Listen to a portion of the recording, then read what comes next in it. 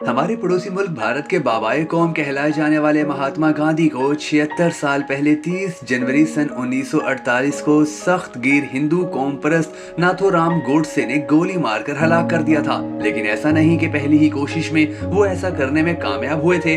गांधी के कत्ल से 10 दिन पहले भी नाथूराम गोडसे और उनके साथियों ने उन पर हमला किया था। मोहनदास करमचंद गांधी के पड़पोते तुषार गांधी ने बताया कि अगर 20 जनवरी के वाक़े के बाद हिफाजती इंतजाम बेहतर बनाए जाते तो आज की तारीख मुख्तलिफ होती। नई दिल्ली के बिरला हाउस में महात्मा गांधी को कत्ल करने की कोशिश की गई थी। उस वाक़े के ठीक 10 दिन बाद नाथूराम गोडसे ने एक बार फिर गांधी पर हमला किया, जो मोहलक साबित हुआ। हिंदुस्तान को आजाद हुए अभी चंद ही माह हुए थे और मुल्क में मजहबी कशीदगी का माहौल अपने अरूज पर था।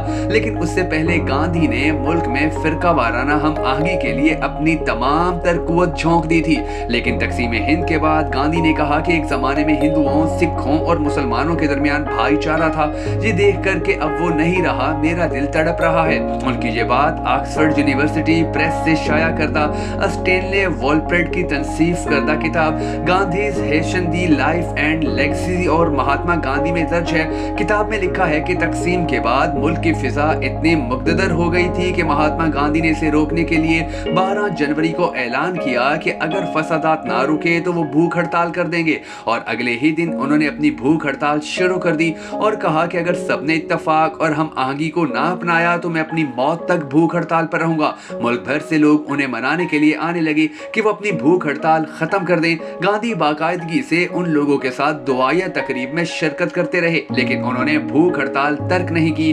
वॉलप्रेट ने अपनी किताब में लिखा है कि गांधी ने पूरे एतमाद से कहा कि मैं अपनी भूख हड़ताल उसी वक्त खत्म करूंगा कि जब मुझे यकीन होगा कि तमाम मज़ाहिब के लोगों में हम आहंगी है। उनकी भूख हड़ताल पर उस वक्त इंडिया के वजीर दाखिला सरदार वल्लभ भाई पटेल ने कहा था कि अगर बापू, महात्मा गांधी को बहुत से लोग बापू कहते थे, को लगता है कि मेरी नाअहली की वजह से इस मुल्क में तशद्दुद पर काबू नहीं पाया जा रहा है तो मैं अपने ओहदे से इस्तीफा देने के लिए तैयार हूँ। लेकिन गांधी ने भूख हड़ताल खत्म करने के लिए उनकी पेशकश को भी मुस्तरद कर दिया। इंडिया के 100 से ज्यादा सरकर्दा रहनुमाओं ने गांधी से अपनी भूख हड़ताल खत्म करने की दरख्वास्त की। उन्होंने बार बार वादा किया कि हम मजहबी हम आहंगी बरकरार रखेंगे। फिर 18 जनवरी को महात्मा गांधी ने अपनी भूख हड़ताल को खत्म किया। उस वक्त जवाहरलाल नेहरू, सरदार वल्लभ भाई पटेल और मौलाना आजाद जैसे अहम रहनुमा उनके पास मौजूद थे। किताब में कहा गया है कि तमाम धड़ों के रहनुमाओं ने 7 नकाती मुआहदा लिखा कि हम भाईचारे के साथ रहेंगे। उसमें कहा गया है कि हम इस अहद को किसी भी सूरत में नहीं तोड़ेंगे। महात्मा गांधी के पोते तुषार के मुताबिक 20 जनवरी को वो प्रार्थना के लिए बिरला हाउस के बाग में पहुंचे। सैकड़ों लोग प्रार्थना के लिए जमा थे। महात्मा गांधी के लिए एक छोटा सा प्लेटफॉर्म तैयार किया गया था। उन्होंने उसी प्लेटफॉर्म से बोलना शुरू किया, लेकिन माइक खराब हो गया। फिर भी उन्होंने अपना कलाम जारी रखा। उन्होंने कहा कि जो मुसलमानों के दुश्मन हैं वो हिंदुस्तान के भी दुश्मन हैं। उसके बाद एक धमाका हुआ जो कि एक देसी साख्ता बम आईईडी की वजह से हुआ। उस धमाके से बाग में अफरा तफरी मच गई, लेकिन महात्मा गांधी पुरसकून बैठे रहे।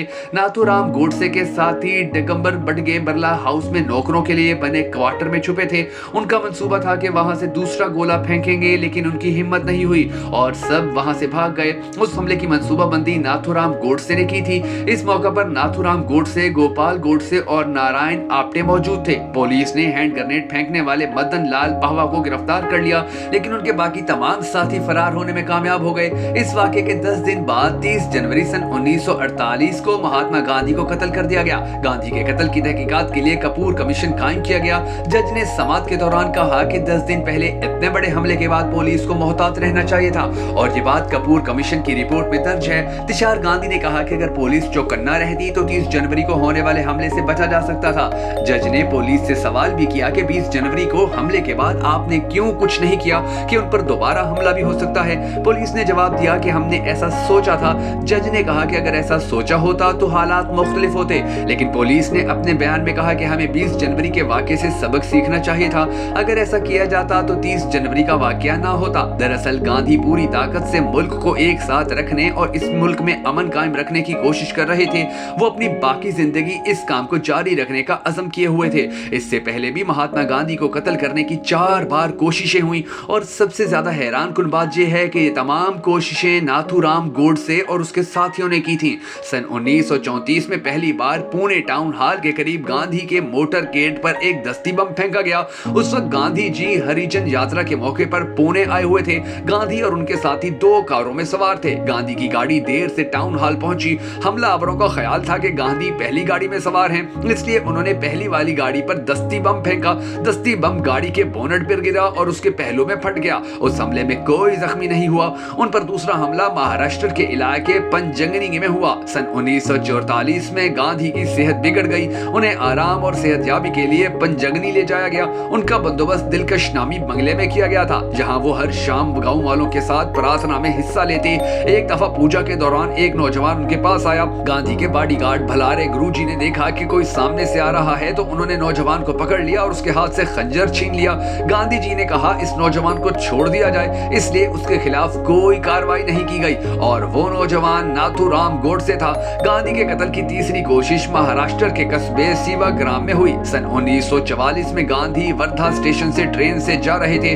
उस वक्त एक नौजवान गांधी के पास आया। पुलिस ने उसे फौरन पकड़ लिया और फिर उसे इब्तदाई तफ्तीश के बाद रिहा कर दिया गया। गांधी के सवाने निगार प्यारे लाल ने लिखा है कि इस हमला को रिकॉर्ड भी नहीं किया गया। सेवाग्राम में हमले की कोशिश के अगले ही साल यानी 1945 में महात्मा गांधी ट्रेन के जरिए मुंबई से पुणे जा रहे थे। ट्रेन एक गार्ड कोच, एक इंजन और एक 3rd क्लास कोच पर मुश्तमिल थी। रात का वक्त था। ट्रेन कसारा घाट पहुंची थी। उस वक्त पटरियों पर कुछ रुकावटें खड़ी की गई थी। पत्थरों का ढेर बनाया गया था। ड्राइवर ने मलबा देखा और ब्रेक लगा दी। इंजन हल्के झटके के साथ मलबे से टकरा गया। ताहम कोई बड़ा जानी नुकसान टल गया। गांधी जी पुणे आए और कहा कि जो लोग मुझे मारना चाहते हैं वो मुझे मार दें, लेकिन मेरे लिए लोगों को नुकसान ना पहुंचाएं। गांधी जी की मौत के बाद मुल्क को एक बड़ा झटका लगा था। वो बरादरियां जो एक दूसरे के खून की प्यासी थीं, अचानक पुरसकून हो गई। तमाम जातों और मज़ाहिब के लोग गांधी को खिराज अकीदत पेश करने के लिए इकट्ठे हुए। उनकी मौत के बाद भी उन्होंने तहफ़्फ़ुज़ और मुल्क के इत्तेहाद के लिए काम किया। दोस्तों, अगर आपको हमारी ये वीडियो पसंद आई हो तो हमें सपोर्ट करने के लिए भखर नेटवर्क वीडियोस की इस वीडियो को शेयर जरूर कर दीजिएगा।